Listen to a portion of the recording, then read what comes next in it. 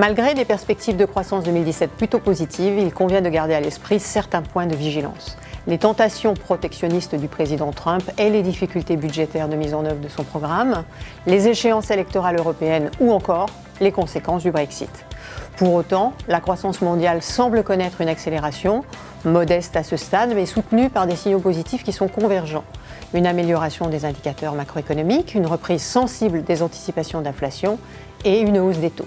Ainsi, l'expansion aux États-Unis s'accélère, toujours tirée par la consommation, tandis que la Chine montre à la fois une maîtrise du ralentissement de sa croissance et un véritable rééquilibrage entre exportation et consommation au sein de son économie. La zone euro reste sous la menace d'un événement électoral négatif, mais connaît des signes d'amélioration tangibles. La poursuite de la baisse du taux de chômage constituera un facteur de soutien important pour les revenus des ménages, assurant ainsi un socle de croissance par la consommation. Enfin, le Royaume-Uni est à ce jour étonnamment résilient à la perspective du Brexit.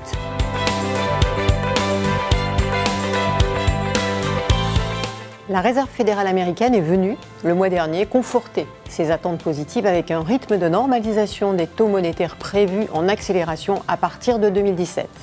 La BCE, quant à elle, a annoncé un tournant majeur de sa politique monétaire. La réduction, certes prudente, du montant de ses achats d'actifs est un premier pas dans l'inflexion de son programme de quantitative easing qui devrait diminuer progressivement au cours des 2 prochaines années. Notre scénario central est donc celui d'une légère remontée des taux d'État. En effet, la croissance, l'inflation et les politiques monétaires restent des déterminants obligataires majeurs qui seront globalement négatifs en 2017.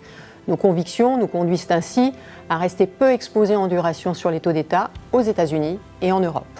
Pour autant, il existe des segments obligataires qui présentent des profils intéressants.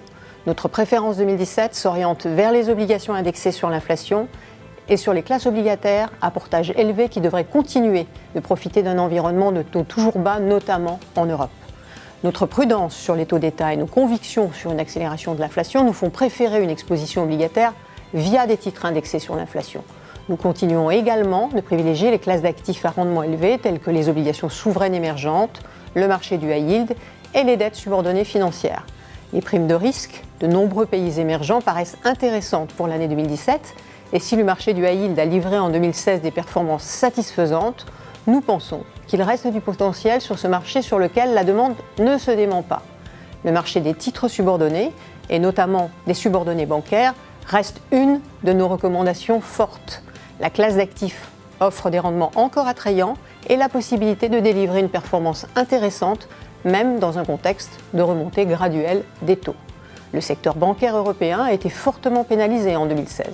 La courbe des taux très écrasée ainsi que la régulation contraignante ont fait naître de profondes inquiétudes sur la rentabilité et même sur la viabilité du secteur.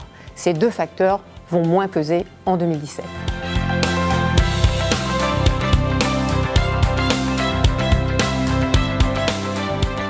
La croissance reprend avec des perspectives positives, l'inflation et les taux d'intérêt se normalisent et il y a beaucoup de place chez les investisseurs pour une réallocation d'actifs en faveur des actions. Bien que la hausse récente des cours intègre une belle histoire de reprise réduisant la marge d'erreur, nous pensons que la reprise de la croissance des bénéfices en 2017 devrait s'accélérer et supporter une performance positive des marchés actions, en particulier européens. Après la publication des bons résultats du 3e trimestre 2016, le consensus pour 2017 est revu en hausse, aboutissant à des attentes de progression bénéficiaire autour de 12%.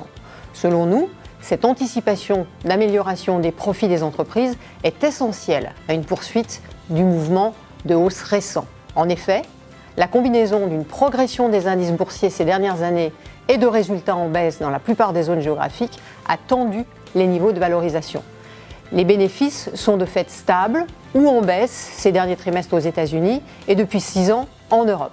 Un retour à la croissance marquerait un point d'inflexion essentiel dans cette tendance déprimée. Nous constatons également que la corrélation action-taux est repassée fortement négative depuis quelques mois. Cette configuration milite pour une anticipation de reprise d'activité et une amélioration des bénéfices.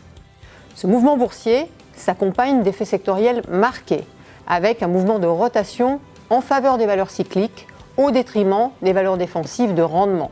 Les matières premières, les financières et le pétrole sont les industries qui enregistrent les plus fortes augmentations des attentes de croissance bénéficiaire, alors que la consommation, les télécoms et la santé continue d'enregistrer de légères révisions en baisse.